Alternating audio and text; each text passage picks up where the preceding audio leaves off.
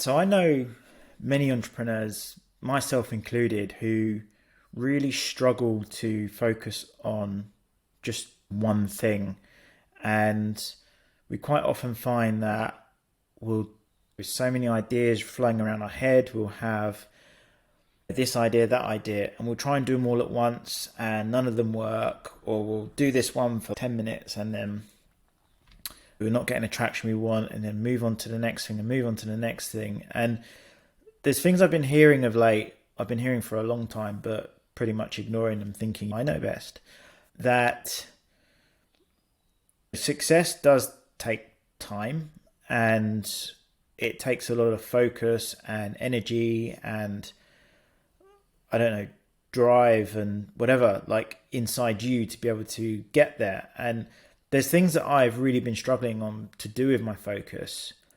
It's that focusing on that one thing, or do I even need to focus on that one thing? Am I only trying to focus on one thing because everyone's saying focus on one thing, or is it a smart thing to do? Now, I've been torn with so much stuff recently. I find having too many options is probably not great. When I had a job, when I was working in the police, I knew what I was doing. I knew what my shift was what my shift pattern would look like for the year, plus all the extra days that they cancel because they make you work. And I knew I could take X amount of holiday. It was pretty much set out for me. I didn't have to think about much. And now I've got so many options. People think it's great, but I don't think it's that great, because you're left with so many choices. And quite often, if you don't have the network, I don't think I do, I don't have the network that really understands it yet. And I've been torn between things like, do I stay in the UK or not?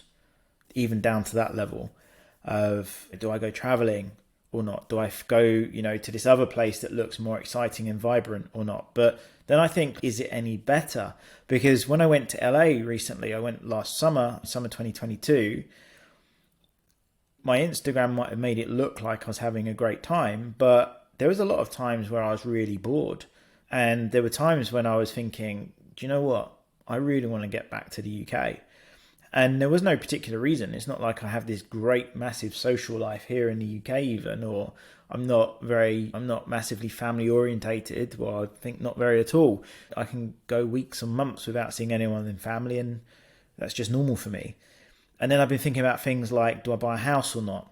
Do I buy a house in the UK or not? Because that's currently what I'm looking at doing. That stability. When I come back from LA, I'd been renting somewhere for a while and I'd given that up because I went away for a couple of months. I wasn't sure if I was going to be away for much longer. And it just felt really strange, like coming back and not having a home. So I was thinking, what if I just buy a house in the UK? I've got that as a base. I can afford to keep that while I'm away. And then I can just come back and forth as I please. And I'll get onto it. But I spoke to someone yesterday or the day before who is out there seeing the world and doing all these amazing things. And it's just part of the conflicting information I get, conflicting ideas, conflicting advice about what she said, but I'll get onto. And then I've been looking at things like around the business side. I started off this year at the end of 2022, so December, like early December time. Even before that, actually, I started researching buying businesses, mergers and acquisitions and all that stuff. I think partly, if I'm honest, partly encouraged by Cody Sanchez, who is an amazing entrepreneur from the United States. She buys not shitty businesses, but she buys like businesses that aren't really exciting, not these tech unicorns or whatever. That's how she started out and grew from there. And I've been thinking about it for a while. I've been in this small business space for a long time, and I didn't even think about it. I have acquired a couple of businesses before. I just hadn't realized I had. It sounds so dumb, but I had bought a business off someone, even though they were really small, but I had done it before. But I wanted to find out a lot more, so I started reading a ton of stuff, like research, everything. I've been chewing off my lawyer's ear and my accountant, getting expert advice about the intricacies of it, how it all works. And then I've been thinking about, do I buy businesses? Do I grow a current business? I'm literally in talks at the moment about buying someone's business, and it's something that I'm very much interested in. But I was thinking about, do I grow my current business? Do I start a new one?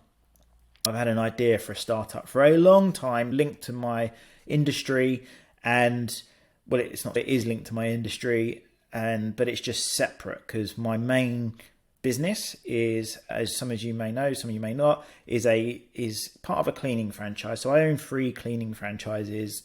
They're all home cleaning franchises. And the only thing I know about franchises, if you haven't listened to it already, go back and listen to the podcast that I did quite recently about franchises. The only thing I know about franchises is you don't need a franchise, basically. So I'm starting a new business which is in a similar field, but not competing with the home cleaning space. Sorry, I'm not starting. I have had that idea for a couple of years. I had everything set up for over 2 years. I've never moved with it. Sabrina Stocker, who some of you may know from The Apprentice, when I met her in London, we went out for a bit and sorry, let me just rephrase that. We went out for a bit, like for coffee and stuff, before anyone gets any ideas. She was talking to me about this a year and a half ago, something like that, just after lockdown ended. And she was like, just start it. If you're not doing anything else, just start it. And she was probably right, but I didn't do it. And I've been going around in circles, getting different advice from experts in their field where they've made success in this way and that way and every way that possibly works. And you hear your friends and your family who are telling you, oh, don't do this, don't do that. Oh, it's risky, it's too scary and all this stuff. And then no matter what you say, no matter how pig-headed you are or stubborn or whatever, they do plant that seed of doubt in your brain. I think they do. Anyway, certainly for me, that's what happens. And I've been going around in circles around it. And basically, we're now, at the time we're recording this, the 22nd of February. We're nearly 2 months done of this year. I've nearly gone 3 months of where my focus was initially business buying to quite recently I've been starting to think, is that actually the thing that makes sense to do? Start buying up businesses in industries that I know jack shit about. Is that the smart thing to do when actually I could probably grow my current business quite substantially, although it is part of a franchise? I do have a partnership in a commercial finance brokerage, which I'm not involved in day to day. I just own a significant amount of it. And or do I go around that sort of tunnel of starting that new business that I have complete control over, is not part of a franchise, and I know can work, but I'm just not very interested in it. I just think it's boring. But is that a bad thing? Does it need to be exciting? I don't know, because I wouldn't be working in it anyway. So the 3 months are nearly gone, and I'm at the point now I'm thinking, do I do a hybrid thing? I've been listening to other people quite recently who are genuinely successful business people, where they didn't find their success by starting a podcast or by posting out stuff all over social media and getting a large following or claiming to be this business coach or anything like that. They've gained their success through real business over many years and now talk about it, or maybe have written a book or something like that, and they're still not posting on social and stuff like that. But real, genuine, successful people who I've started to look at them and starting to see some common traits that I'm starting to think, is this like a path for me to follow a bit more? Maybe I'm just reading from my book now, but from my notes, like having clear goals and having massive goals and not being afraid to have massive goals for the fear of looking stupid. I was with my friend the other day who I've known for 15 years, and we were out walking. We'd been out walking, went out for the day. It's not important what we were doing.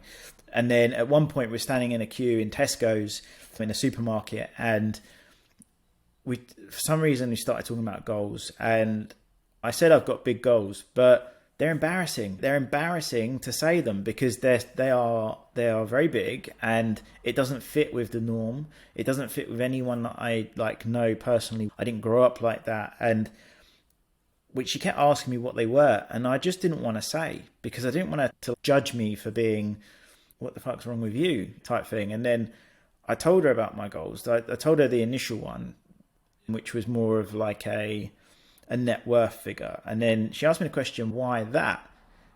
And then when she asked me that, it then opened up to my other goals that are actually below that, because for me to reach those other goals, it needs a substantial net worth. One of them being, I want to have a fund for underprivileged people where in aviation. It's to do with aviation because at the moment, aviation is probably one of the very few industries as a profession where there is no financial support. If you don't come from a financially well-off background, typically speaking, you're going to find it very difficult, or if not impossible, for you to go and do that sort of training. So I want to be able to fund 12 courses per year, full-time courses for students, and that will cost me a ton of money, $250,000 to $500,000 a year to be able to do that. So obviously I need to be making substantial amounts to be able to do something like that. And 12 is nothing. It's nothing in the grand scheme of things, but it's something that currently doesn't exist, which I want to do.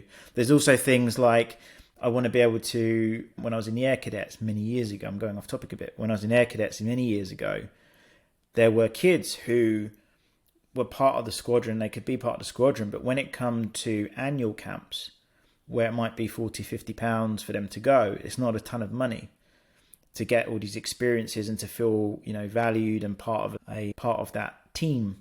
Such, it's like you build really strong bonds with people like that. And I know people to today, 20 years or so, nearly 20 years, literally 20 years now. I've known some of these people from that time going on these camps, and some of these kids, their parents could not come up with the 40, 50 pounds for the camp. And then you'd see the change because they feel now excluded. I didn't think about it back then, but it's now reflecting back on these things. They feel excluded through no fault of their own whatsoever. It's just the fact that they don't come from a family that have that sort of money. I'd seen a couple of times the instructors who are not paid, they're there as volunteers, but they would occasionally chip in to make up some of the money for some of these kids, but they couldn't always do that. And sometimes they were left behind. And more often than not, when I saw that, they would leave. They would go off back into the streets or stuff and start doing things that is undesirable, criminal behavior. It might be antisocial to start going into criminal behavior, they get criminal records, and then their life is fucked forever on. So I want to be able to have a fund to make sure that I'm focusing on one organization at the moment. I want to focus on the Air Cadets because that's where I managed to gain a lot of my skills and experience and confidence and set my path in a positive way was through that. And I want to be able to create a fund to make sure that stuff like that doesn't happen going forward, because it's small amounts of money to literally change one person's entire life and future and focus going forward. And I explained those things to her, and actually I think she was quite surprised because I think she just thought I was going to come out with, I want money, I want a helicopter, I want a car, I want this. And it wasn't that. Actually, I've got underlying things, and they are genuine things that have bothered me since I became a proper adult as such. I see that they have massive goals, and one of the things I've started to notice more from these people, and these are unconnected people, by the way, is things like they're focusing on one business, one type of business, growing that one business. Even though it may not work at the start, it may not work for a few years, they may not be making any money, they focused on that one business. But there is a risk always where you can get so bogged down into your idea and think it's such a great idea, but no one else thinks it's a great idea. And there could be a point where no one else will ever think your thing is a great idea, and they're never going to pay for it. There's always that balance of, do you shut it down or not? Do you keep going? Because if you kept going for another 6 months, could that be the time when it changes? And I know from my little cleaning franchises, I didn't make any money for years, like 5, 6 years, something like that, before I really made any money. I was putting money in constantly to keep it alive. And then all of a sudden, I don't know what it was, but something changed. And it flipped on its head. It gave me the option to leave the police. I'm not earning tons of money from that business. I'm earning probably equivalent, if not a bit more than what I was earning in the police. But it's not linked to my time at all. I might invest 30 minutes, an hour on that business typically for most weeks. And so it's not linked to my time. So if you did it on an hourly rate, it's a substantial amount of money, but it's not scalable in that sort of way. That business isn't with the franchise model. Yeah. So one of the things I started to notice, they're focusing on one thing, one type of business, they're buying up in that space potentially, so buying up their competitors and investing in other similar things. But one of the core things that I've started to notice about these people is that they really care about their customers' experience. It's so key. And you think about it, yeah, actually, the customers are the one paying you, right? And I heard one of them talking about people often think about all this stuff for their staff, about making the staff happy, giving them everything under the sun, but they're not focusing on actually what makes the customers happy. And it's the customers that they want to serve. They want to serve them and make sure that they are giving them a better service than anyone else out there, and giving them more value than they ever expect. And it's all stuff we've probably heard before. I've heard it a million times over. I just didn't really pay much attention to it. It's gone in and out. I'm like, yeah, that makes sense. But there's also things like their personal habits. Fitness, again, another thing we'll know about. We've known about it for years. Yes, there are unfit business people out there who are really successful, but there are literally tons who focus on their fitness, these little habits that they have, their routines, the deliberate actions that they take, focusing on tasks that will take them to their next goal. And I think writing goals down and writing down those tasks to be able to reach those goals is something that I've adopted now, not just recently. I've been doing for a long time. And maybe that was it. I said about a year and a half ago or so, the business, my cleaning company, we doubled in size within a few months, literally within a few months. And one of the things I had been doing at that point was really honing in on my stats, and my focus was really on how I get this growing, because it was at a point where I was going to be like, do you know what? I need to get rid of this. It's not, it's breaking even, making a little bit of money, but I just need to get rid of it. And so I honed in on things. I focused on I looked at what the problems were, realized recruitment was a massive issue for us, and really honed in on focusing on that. And it grew, it doubled in size, literally within a few months. And I just think that I never thought it could get even to the size it is today, let alone there's so much more scope for it. But I'm just not really invested in putting way too much of my time in it, because you always got handcuffs on if you're in a franchise. You're always limited on what you can do. I'm not going to go into the whole franchise stuff, but anyway, I've ranted on a bit, but it's just something I wanted to speak about, because I know it's common. People I speak to who are entrepreneurs who don't know what to do, they focus on one thing, whether it's how they advertise their services or whatever it is, and then it's not working well enough, and quite often they'll then do something different, and then do something different, and do something different. They've not spent long enough to be able to actually achieve the thing. And that's something that I'm really concerned about, because I'm aware of it, and I just want to make sure that I make the right decision. My nan, who's 94 years old, I'm going to go and see her tomorrow, she mentioned, I spoke to her about this house thing. Do I buy a house? Do I go abroad? Do I buy a business in the UK? Do I buy a business abroad? Do I do a startup? And she's the first person who stumped me, in the sense of, everyone had an opinion of, oh yes, buy a house, or don't buy a house, buy a business, or don't, more often than not, don't buy one, because that's risky. But she turned around and said to me,